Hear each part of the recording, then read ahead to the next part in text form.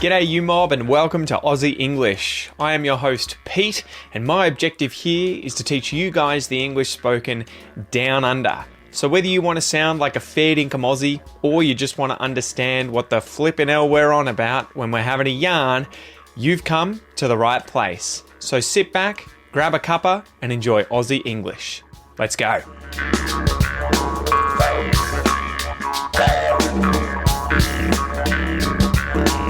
G'day you mob, welcome to this episode of Aussie English, the number one place for anyone and everyone to learn Australian English. I am your host Pete, and it is a pleasure to be here with you guys this weekend to teach you the expression to be in a bit of a pickle. Now, today's story, so I was just chilling out, right?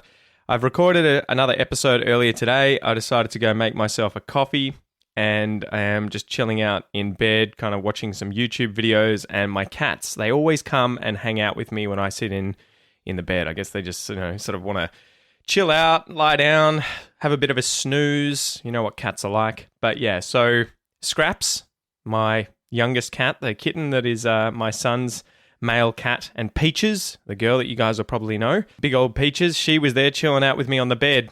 Now, they are so food motivated. They are some of the most food-motivated cats that I think I've ever known, especially Peaches. She is the worst. So anyway, I'm sitting there with these cats, and they're so twitchy when we get to around 2, 3 o'clock in the afternoon, right? Because that's about the time that they get fed. They usually get fed around 3 to 4 p.m. But yeah, around this time, they start getting a bit twitchy, and anytime I make a move, they start bolting for where the food is. So I'm sitting there, watching some videos, and I hadn't realized how much they're attuned now to just me shutting my laptop. As soon as I shut my laptop, they were both on the bed and they both just piss bolted and jumped off the bed into the wall, smacked on the ground and ran out the door. And we're like, where's the food? Where's the food? Where's the food? So I was just giggling a bit before this episode because of that. I feel cats and dogs, man, those as pets are just some of the most fun animals because they just always seem to get themselves into trouble or do funny things. Anyway, guys, before we get into today's episode, don't forget that if you would like to support the podcast as well as level up your English, sign up to the premium podcast membership. You can get this at aussieenglish.com.au/podcast. When you sign up, you'll get access to the transcripts for these podcast episodes so that you can read and listen at the same time. You can print them out, download them. You can learn the vocab in them. You can read, obviously, get the expressions, focus on the grammar in there, all that sort of stuff. It's designed to help you be able to understand every single word that I am saying. You'll also get bonus episodes and access to the premium podcast player on the website so that you can read and listen simultaneously on your phone, tablet, computer. The text scrolls for you. So sign up for that at aussieenglish.com.au/podcast. So let's get into today's Q&A, question and answer. This one comes from Marsapaz, who asks, what's another way of saying soft drink? I've heard something like fizzy. So he or she has written F-I-S-Y. So I think what you're thinking about is fizzy, as in fizzy drinks. We use that for soft drinks, which I think Americans would call pops or soda pops. We don't really use that in Australia, though we're aware of it because of American TV shows and everything. But yeah, soft drink, do you want some soft drink? My son loves soft drink. He loves drinking things like ginger beer, Fanta, caffeine-free Coke, whatever it is, soft drinks. But we call them fizzy drinks as well because they're obviously fizzy, right? They've got little balls of carbon dioxide in there that fizz out of the water once you've opened them up. Fizzy drinks. All right, so kick the bird, slap the bird. Let's get into today's joke.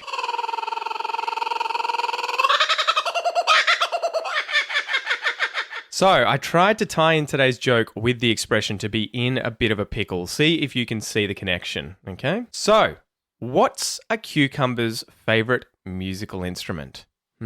What is a cucumber's favorite musical instrument? Are you ready for this? A pickle-o. Do you get it? A piccolo. A piccolo. Okay, so the pun is on the word pickle, and then I guess it's a -0 or O, pickle-o, and the word piccolo, P-I-C-C-O-L-O. I imagine that is Italian, and a piccolo is a small, shrill flute whose range is an octave higher than that of an ordinary flute. A piccolo. A piccolo. What's a cucumber's favorite musical instrument? A pickle-o. And that is because a pickle is a pickled cucumber. So do you get the joke? What's a cucumber's favorite musical instrument? A pickle-o. A pickle-o.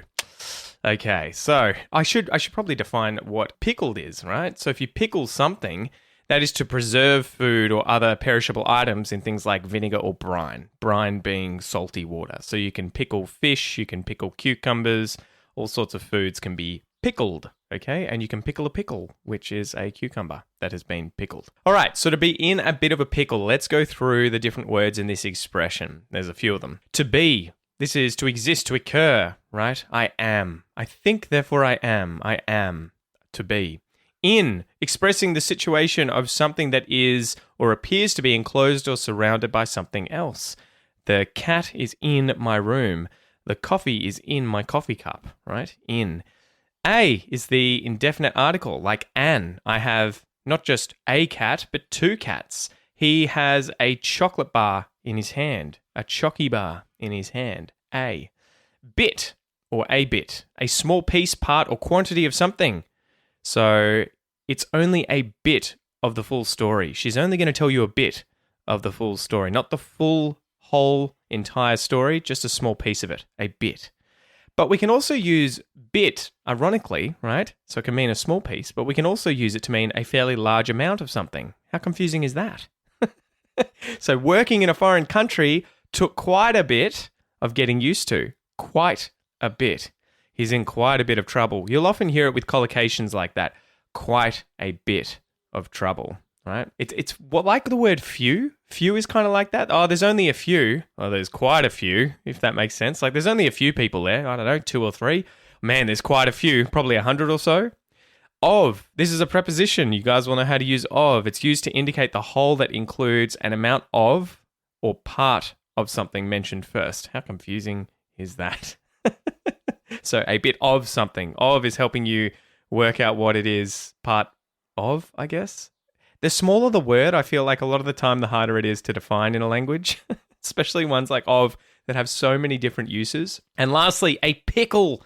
A relish consisting of vegetables or fruit preserved in vinegar or brine, but it can also just be the food, the veggie, the meat, whatever it is that is preserved in vinegar or brine as we went over, right? So you might buy a jar of pickles and then tuck into them.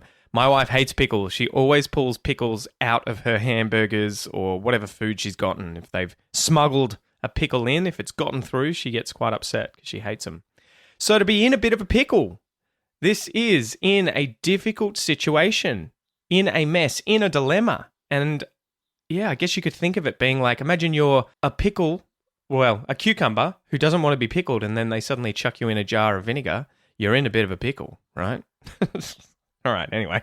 So I looked up the origin. The origin of this phrase, it originates from the literal pickling process, which involves preserving something in a fermenting solution. The idiom has come to describe finding yourself in a situation that's far from sweet and can be applied to so many situations. Okay, so this is from thegrammarist.com. Let's go through 3 examples of how you may be in a bit of a pickle in life. Okay, imagine it is your wife's birthday and you've gone out to get her a present. You know, you want to buy her a little prezi for her B-day, for her birthday. So you're going to a bunch of different stores, maybe a jewelry store, maybe you're thinking about getting her a new ring, a necklace, a bracelet, something that she'll love, right? If she's a bit of a fiend for jewelry, she loves expensive jewelry, maybe that's what you'd grab her. So when you get to the jewelry store, you find the perfect item, a beautiful gold and silver love heart pendant thing that she is going to wear as a necklace. The shop attendant puts it in a box for you, wraps it up, and as you're at the checkout about to pay for it, you realize you've left your wallet at home and you don't have any money on you to be able to pay for this necklace, right? So you're in a bit of a pickle. What are you going to do? You're going to have to go home, rush home, get some money, come back and hope no one else has bought this perfect present, this perfect prezi that you want to get your wife. You're in a bit of a pickle. You're in a bit of trouble. You're in a difficult spot. You're in a pickle, in a bit of a pickle. Example number 2, imagine that you are a bit absent-minded, maybe like me at times, right? Meaning you're forgetful. You forget things. You're absent-minded. So your kids have been nagging you all week to do something fun on the weekend, right? Early in the week, your son has been harassing you to go to the zoo. Oh, this weekend, Dada, can we go to the zoo? I want to see the gorillas. I want to see the lions. I want to see the elephants. Let's go to the zoo. And then later in the week, your daughter asks about wanting to go to the beach. So maybe she's like, yeah, this weekend, Dad, you said we could do something. Can we go to the beach? I want to go surfing. I want to get in the water. I want to have fun in the beach, fun in the sun, fun at the beach, not in the beach. I want to have fun at the beach. Because you're absent-minded, you've accidentally said both these things can happen, right? You've said, yeah, son, we can go to the zoo. And you've said to your daughter, yeah, daughter, we can go to the beach. So when the day rolls around and all of a sudden it's the weekend, you may realize, right, the penny may drop. You may get a bit of a sinking feeling when you realize that you've promised both things and you can't do both. You can only do one. And you're like, oh God, if I pick my daughter over my son, he's never going to forgive me. And if I pick my son over my daughter, she's never going to forgive me. So you're in a bit of a pickle. You're in a very hard spot, difficult situation. So maybe to please both kids, you're just like, look, I'm really sorry. Here's $100 each. That would probably be bad parenting. Maybe instead you say, hey guys, let's just go get some ice cream, okay? The ice creams are on me. I screwed up. I'm sorry. I'm absent-minded. I accidentally promised both of you that we would do each of your things, which we can't. I'm in a pickle. I'm in a bit of a pickle. I'm in a tough spot. Let's just have some ice cream. And they'll be like, yeah, Dad, no worries. I'm sure that would happen.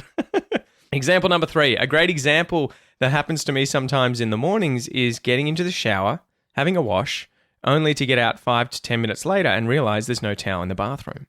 And if my kids are at daycare and my wife isn't in the house, she's gone to work, I can't really just yell out to someone, hey, I've forgotten my towel. Can you help me?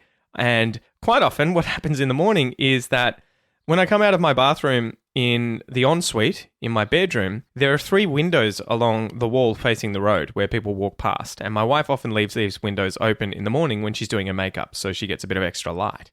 So my problem is that quite often if this happens, I have to somehow walk out of the bedroom and go find a towel, and I have to do so naked. So it's a little awkward. I end up in a bit of a pickle, right? I end up in a tough spot. It hasn't happened yet, but I am absolutely mortified. I'm scared. I'm terrified that one day I will forget a towel. There'll be no one at home. And if I come out of the room naked, out of the bathroom naked, go through the room, that just as I do that, a young family will walk past the windows and look sideways and just see, naked old me in the window and be like, ah! So yes, when that happens, I am in a difficult spot. I'm in a bit of a pickle. So hopefully now, guys, you understand the expression to be in a bit of a pickle. This is informal. It is to be in a difficult situation, in a mess, in a tough spot, in a dilemma, in a bit of a pickle. So as usual, guys, let's go through a pronunciation exercise where you guys can work on your Australian English pronunciation. Listen and say these words after me. Okay, you ready to rock? Let's do it.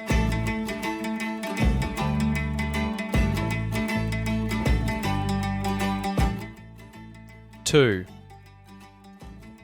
be, to be in, to be in a,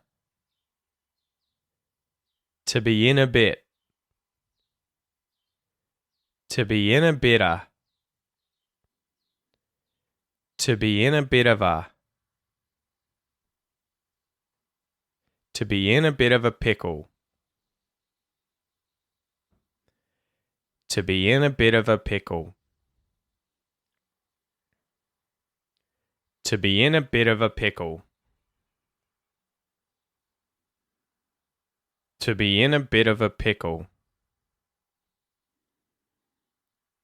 to be in a bit of a pickle. I'd been in a bit of a pickle.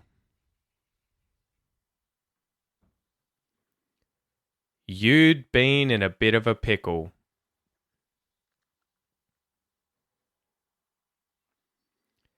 He'd been in a bit of a pickle. She'd been in a bit of a pickle. We'd been in a bit of a pickle. They'd been in a bit of a pickle. It'd been in a bit of a pickle. Good job, guys. Now, there's a lot going on when we say the phrase to be in a bit of a pickle in terms of reductions, like contractions, right? Which words are being emphasized and not. To be in a bit of a pickle. To be in a bit of a pickle. To becomes to. Be in a bit of a pickle, right? So there's a lot going on. To, a, of, and a all get reduced to schwa sounds. To be in a bit of a pickle. To be in a bit of a pickle. To be in a bit of a pickle. To be in a bit of a pickle. And then one last thing to go over here. It is the phrase I had been, you had been, he had been, and we're contracting had onto the pronoun. I'd, you'd, he'd, she'd, we'd, they'd, it'd. So the D gets muted in our mouths. We're not releasing it. We're not saying I'd been, you'd been, he'd been, right? I'd been, you'd been. And it's important to be able to hit that muted D so that we know the grammar that's being used there, right? So I'd been in a bit of a pickle. You'd been in a bit of a pickle. He'd been in a bit of a pickle. And the last one, it'd. So instead of it'd, the T at the end of it turns into a schwa and we say it'd. It'd been in a bit of a pickle. It'd. So this is pretty advanced stuff. If you want to learn more about this, check out my spoken English course. You can go and check this out on aussieenglish.com, and also my Australian pronunciation English course as well at aussieenglish.com.au/APC100. And in fact, I think if you go and sign up for the Australian pronunciation course, I should have checked this ahead of time, you'll get access to the IPA section, learning the International Phonetic Alphabet. You'll learn the sounds of Australian English, the vowels and consonants. You'll also learn these 25 advanced lessons covering things like contractions and the schwa and emphasis. But when you sign up at APC100, right, aussieenglish.com.au/APC100, you'll save $100 off the course, but you can also get the spoken English course for 50% off when you sign up. So it's a good bundle to get. And in the spoken English course, we go over contractions and linking. So in particular, contracting things like auxiliary verbs and modal verbs, contracting those in spoken English, and then also linking between different sounds. Okay, so go check that out. aussieenglish.com.au/APC100. So the final section of today's episode, guys, is a little listening and writing exercise, a listening comprehension exercise. I'm going to play a clip for you 2 times. Your job is to write it down and then check whether you got everything right. Today's clip comes from a new Aussie TV show on Stan called Black Snow. The excerpt is, after a time capsule is unearthed at a local high school, a small far north Queensland town is plunged back into the past, and the secrets of an unsolved murder of one of its students unravels. So it's a bit of an interesting one. I haven't checked this out yet, but I'm keen to. Remember, you can check your answer if you download today's free worksheet on the website, or if you are a member of the Premium Podcast membership, you can obviously check the transcript for the answer. If you haven't signed up, check it out at aussieenglish.com.au/podcast. So are you ready to go? Here's the first playthrough. There are people here I trusted, but now I know they feed on suffering. One day, when I'm safe from their clutches, I'll expose them in their cruelty. That's if they don't kill me first. Awesome work. Did you get all of it? How did you go? Time for the second playthrough. There are people here I trusted, but now I know they feed on suffering. One day, when I'm safe from their clutches, I'll expose them in their cruelty. That's if they don't kill me first. All right, that's it from me today, guys. I hope you have an absolute beaut of a weekend, a ripper of a weekend. Enjoy yourselves, and I'll chat to you next time. See you later.